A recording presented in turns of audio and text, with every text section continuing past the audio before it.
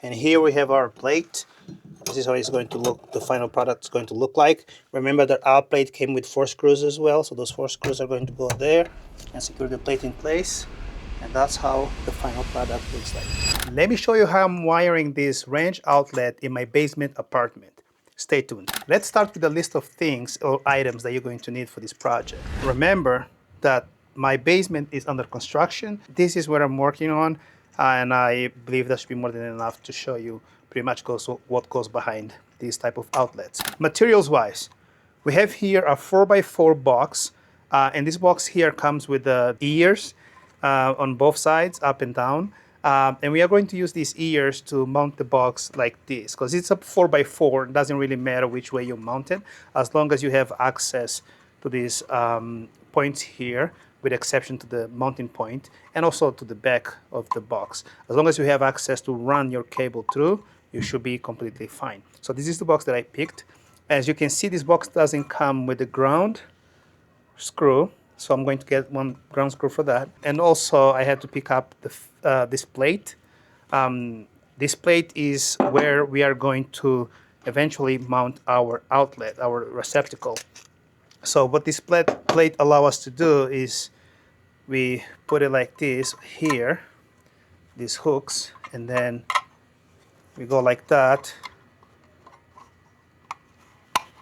There you go. So what this does is this provides us with the mounting point. As you can see, we have a mounting point here, and also on the bottom. The receptacle comes with 4 screws, and that's what we're going to use to secure our receptacle into the box. The next thing that we're going to need is this plate. This one is for Leviton. Whoa, is it Leviton? Levington? I don't know. This is also from Leviton. I also got the same face, of course, from them. This is a metal face. It's good because it won't scratch, or and it's by being metal on a metal box, it's fire resistant. It's secure, more secure.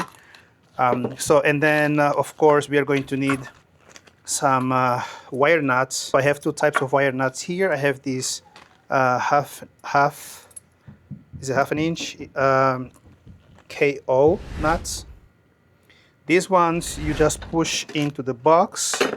So after you break one of these tabs, you grab this nut. There's this raised things here. I don't know if you will be able to see it, but you just break one of these, and then you just push it in, and it should be good and secured. And then once you do that, of course, you undo the screws to run your wire through, and secure your wire by tightening the screws afterwards. I also have this other version right here. This is a 3/8 non-metallic clamp connector. It comes in a pack of 5. These ones, in the other hand, are different. The concept here is the same. You untight this to give you space to put the wire to, and then you tighten those screws. But compared to this one, where you just push into the box and it's secure, this one you have to remove the nut, put it into the box, and then from inside the box you then put the nut back on. My goal is to install this one on the panel side and this one in the box side. And of course we're going to be doing this twice, because I have another one here. And I mean, it's a completely different topic, but you can spot the difference there. This one is for your dryer. This one is for your range. If you ever wonder if they were the same, they are not the same. The wiring, everything else is the same. The way you wire them, the way you install the boxes is exactly the same. But the connectors, you can see this one forms like an L shape. Oh yeah, like a reverse or upside down L shape, depending on how you mount it. And this one doesn't. This one just have a line straight down, a cut straight down. So that's the difference there, in case you wonder which if they are the same. Again, range, outlet, EV as well, like if you have an electrical vehicle, is the same. And this one is for dryers, for electrical dryers. This is for your laundry. Don't forget that. That's pretty much everything that we're gonna be using. Of course, I have some tools like the utility knife. I have some screwdrivers, some pliers, and you will need to get a 6-3 cable to run from your panel to your box. I'm required to say that I'm not a professional electrician, and this is not a professional advice. This is just a guy working on his own basement. If you don't feel comfortable doing this, something like this, definitely go and hire an electrician to come and get it done for you. And this is where I'm going to install my box. Now remember, these ranges come with a gap of about 8 inches from the floor. So when you installing your box, you want to make sure that you have a clearance of 8 inches to the top of the box, not more than that. So here I'm actually going 7 feet from the base board right here to the top of the box. I have 7 inches. The plug that comes here is thick, has a thick connector. So if you don't do this, then you're going to have a problem when you install that prong.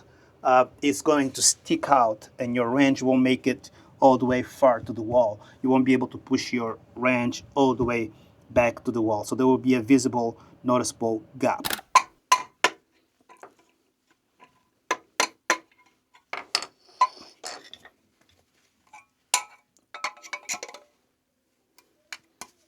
Once you remove the cap right here, so like I said, I will be installing this particular model in my box. So of course I want to make the screws face this way. That way I can screw it from the front. So this particular model, this particular version, you just push it in. See, there you go. So as you can see, yeah, it's pretty secure. Let me try to pull it out, see if it, yep, it's there. So that's how you do it.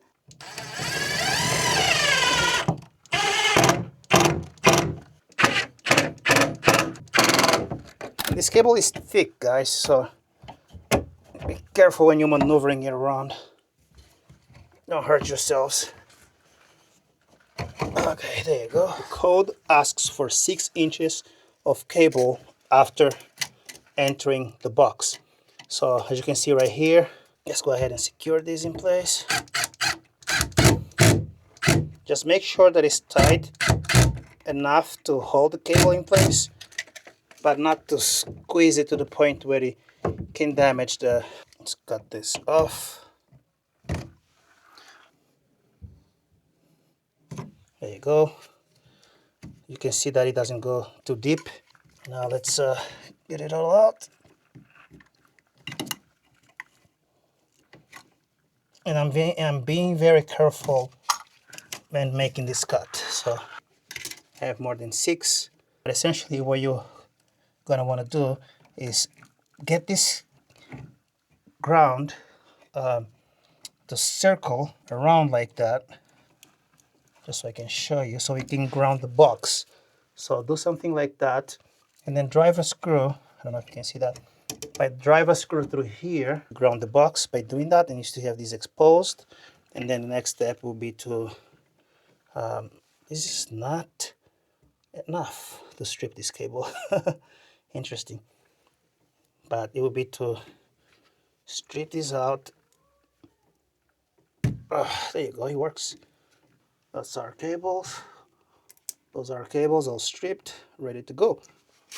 Right, our next step is to get this face installed. So we're gonna put it through the box. Now, pay attention to the holes right here, right?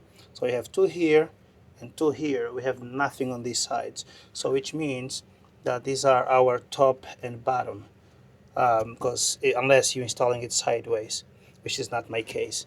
I'm gonna be installing it vertically, so like that. Alright, let's tighten the top. Each one of these cables is going to bring a phase. This one is going to bring 120, this one's going to bring 120, and together they're going to be 240. So that's how you get to 40 volts in this outlet. Black, red, or red and black, doesn't really matter as far as I know. This one is going to be your ground, which is your bare wire, and this one is going to be your neutral, your white wire. So the amount of cable that we stripped, you see how they just make it pretty much all the way to the end. Actually, I can go ahead and cut a little bit more because we want to make sure that some portion of this plastic makes it into here. We don't want to leave any part exposed. So we want to do that again.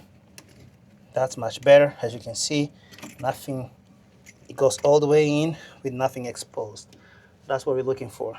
Once you have everything connected and secure, just push all the cables back into the box and secure the receptacle into the box. And that's how it should look like once you have everything in place. Now remember, I only installed 2 screws because this is pretty much for demonstration purposes only.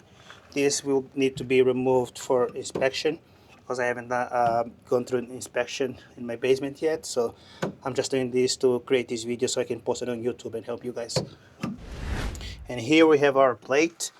This is how it's going to look, the final product is going to look like. Remember that our plate came with 4 screws as well, so those 4 screws are going to go there and secure the plate in place.